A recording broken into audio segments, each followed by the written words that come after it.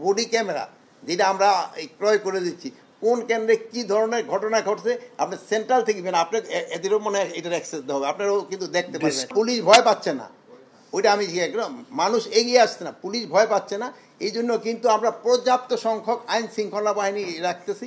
আর আপনারাও কিন্তু আগের থেকে অনেক সক্রিয়, আপনারা এখন আপনাদের যে ক্যাপাবিলিটি বাড়ছে, আপনারা ইভেন প্রতিটা ভোট কেন্দ্র কভার করতে পারবেন। এখন এই যে আগের মতো কিন্তু এই সুবিধা। আরেকটা জিনিস হলো ওই যে মোবাইল ফোনগুলির কিন্তু মোবিলিটি বেড়ে গেছে, যেমন রাস্তাঘাটের কিন্তু আগে যেই জায়গায় পৌঁছতে পারতেন ওই জায়গায় কিন্তু পৌঁছতে পারবে, এই জন্য এই কতটা একটা প্লাস আমরা একটা বডি ক্যামেরা যেটা আমরা ক্রয় করে দিচ্ছি, কোন কেন্দ্রে কি ধরনের ঘটনা ঘটছে আপনি সেন্ট্রাল থেকে আপনার এদেরও মনে হয় এটার অ্যাক্সেস দেওয়া হবে, আপনারাও কিন্তু দেখতে পারবেন।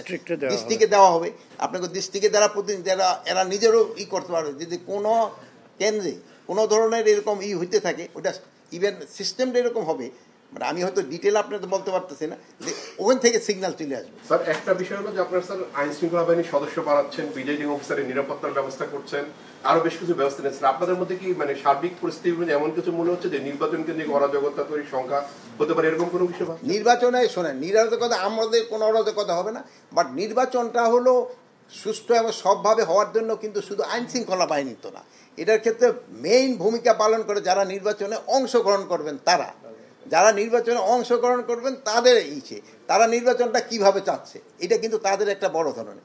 তারপরে আমাদের আসছে তো ইলেকশন কমিশন, আমরা কিন্তু সেই সময় ইলেকশন কমিশনের আন্ডারে থাকতে হয়, ইলেকশন কমিশন কিভাবে চাচ্ছে, তারপরে প্রশাসনের লোক রেখেছে, তারপরে আমাদের আইন শৃঙ্খলা বাহিনী, মানে এটা তো সবাই। তারপরে হলো যদি সবচেয়ে মেইন ফ্যাক্টর হলো জনগণ কিভাবে করে এটারে, যেহেতু তার তো যেতে হবে ভোট কেন্দ্রে, মেইন ভোটটা তো তার।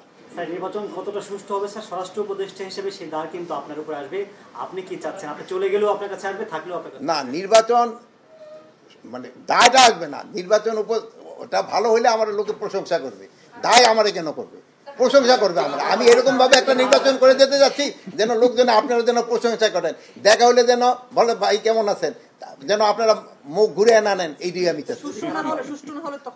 এই জন্য তো আমি সুষ্ঠু না হলে আপনাকে সহ একসাথে কাঠগড়ায় দাঁড়াবো।